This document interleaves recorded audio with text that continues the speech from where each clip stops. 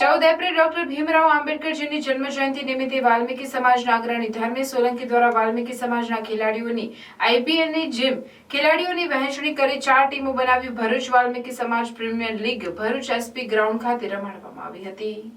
છેલ્લા 2 વર્ષથી આ ટુર્નામેન્ટનું આયોજન કરવામાં આવે છે। આ ટુર્નામેન્ટ ફક્ત વાલ્મીકી સમાજના ખેલાડીઓ પૂરતી જ રમાડવામાં આવે છે।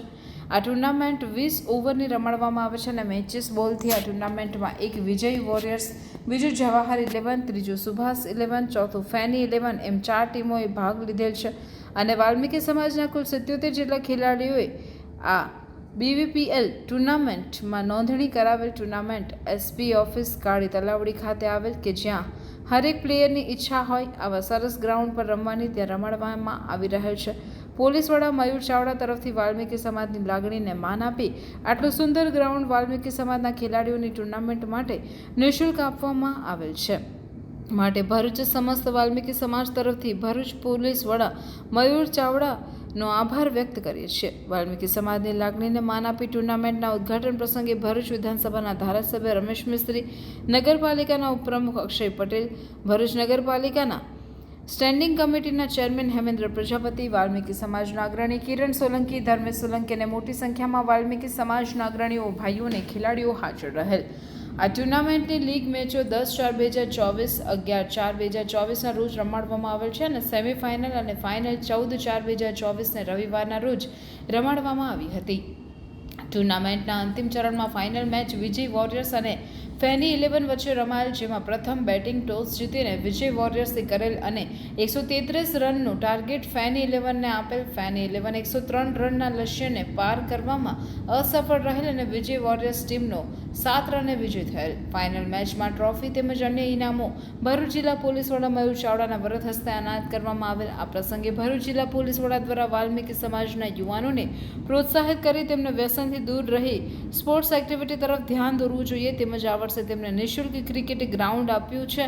આવતા વર્ષે જો હું અહીં રહ્યો તો આવતા વર્ષે નિઃશુલ્ક ગ્રાઉન્ડ આપવામાં આવશે તેવી જાહેરાત કરી આયોજકોનો આભાર વ્યક્ત કર્યો હતો। ડાયવર્ઝન જવું હોય ને તો સહેલું થતું હોય છે, રાઈટ સાઈડે જવું હોય ને એ જ અઘરું હોય છે અને રાઈટ સાઈડ લઈ જવા માટે સ્પોર્ટ્સ આપણને સારી હેલ્પ કરે છે। અને ક્રિકેટ છે, ક્રિકેટ એ આપણી એક ભયંકર ગેમ છે જે બધા જ રમી શકે, કોઈ બી ડિસ્ક્રિમિનેશન વગર। તો આ ક્રિકેટમાં જેટલું પ્રોત્સાહિત થાય, જેટલું થઈ શકે એટલું તમે લોકો આગળ વધો। જે રીતે રમ્યા છો એના કરતાં વધારે સારી રીતે રમો અને હારનારા, જીતનારા અને પાર્ટિસિપેટ કરનારા તમામને મારા અભિનંદન છે 3 દિવસ। ગાયત્રી વિદ્યા વિહાર આશ્રમ શાળા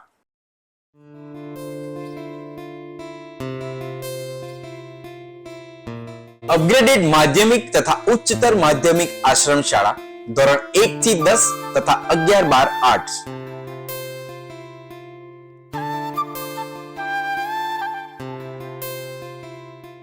આશ્રમ શાળામાં ફક્ત આદિજાતિના વિદ્યાર્થી ભાઈ બહેનોને જ પ્રવેશ આપવામાં આવશે।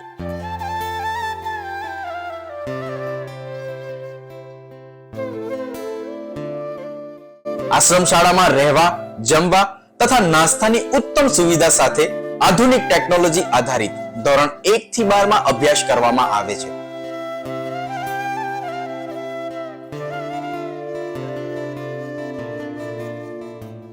ગાયત્રી આશ્રમ શાળાથી દેડિયાપાડા, નર્મદા જિલ્લા સુધી વર્ષમાં 5 વાર ટ્રાન્સપોર્ટેશન પણ આપવામાં આવે છે।